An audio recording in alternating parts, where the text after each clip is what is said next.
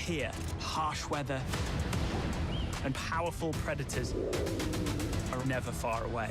We've got a shark up there. This is their time to hunt. A 300-foot highline takes me straight to the filming platform. This is the most dangerous dive I've ever done. Coming in hot. Ooh, try not to fall in. There's got to be easier ways to earn a living. Feels like we're in a... Wow. Okay, before we get to that, I want to go back to Carlos. He held up that album cover, and I couldn't see who it was. James Brown. Yes, of course I know who James Brown is. Papa got a brand new bag. Hot tub. Okay, there we go. All right. They say the best stories are often the hardest to get to, but if you're like award-winning filmmaker Bertie Gregory, that's part of the fun. He's captured some of the most spectacular and secretive corners of our wild world. Now he's documenting unique and rare wildlife moments like never before. We caught up with him on his latest epic adventure, Animals Up Close with Bertie Gregory. Like almost everybody, you grew up around nature, but your nature was a little different, a little closer to the ocean than most of us. Yeah, so my family are all obsessed with water sports. So I grew up on the southwest of England, and so spent a lot of my childhood being thrown in the sea. And I think when you spend that amount of time outside, surfing and sailing near the ocean, you gain an appreciation for it. So that's how it all started. And the curiosity, because when we look at an ocean, which I think in itself is magnificent, but then you start thinking all the things that lie beneath. Another thing you stumbled across was your dad's camera.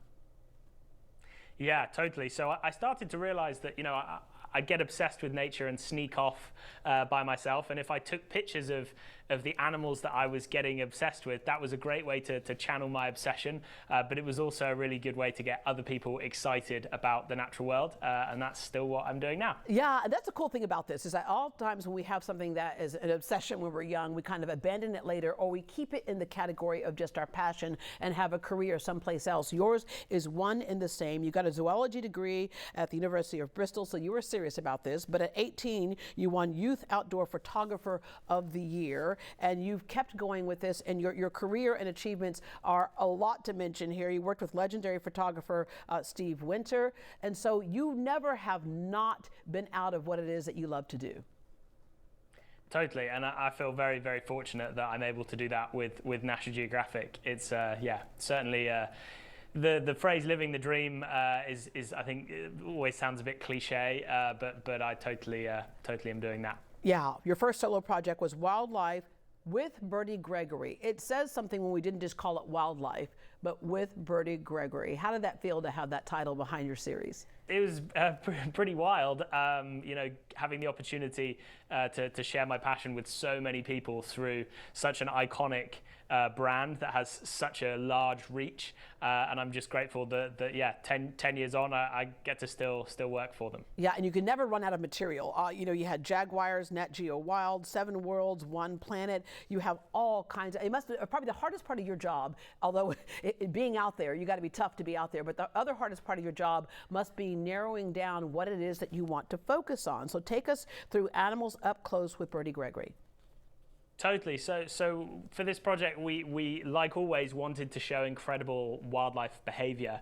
But beyond that, what I really wanted to do was focus on individual animals and individual animal families, because those stories, when you follow an individual animal, not just a species, you really get an insight into what their lives are like. And probably the best example of that is in our Patagonia Puma episode, where we went to try and find one particular puma called Pataka. And I first met Pataka when she was a cub 4 years ago, so I wanted to see how she was getting on. And so 4 years on, she's not only survived, but she now has 2 of her own cubs, and she's this incredible mother. And we spent 51 days on this episode, following her as much as we could, all day, every day, up and down the mountains. Wherever she went, we went.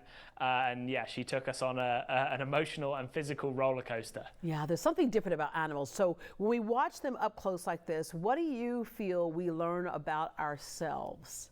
I think what we really learn is that we are not alone when it comes to intelligence. People often ask me just how intelligent are wild animals. Well, in the case of our Antarctica killer whale episode, we followed a particular group of killer whales called pack ice killer whales. There's only 100 in existence. And they've basically learned that together as a family, they locate seals that are resting on chunks of ice, and then to access those seals, they use teamwork and their bodies to create a wave to wash the seals off the chunks of ice and into the water. And this isn't instinctive. This is artistic how they're doing this. It's creative, it's adaptive, and this is a culture that they have that's passed down through the generations and mastered over decades. Bertie, it's certainly the most amazing. incredible example of animal behavior. On one hand, I am so envious at what you do. On the other hand, I know I'm not going to get out there and do it like you do it. So carry on, and thank you so much for joining us this morning.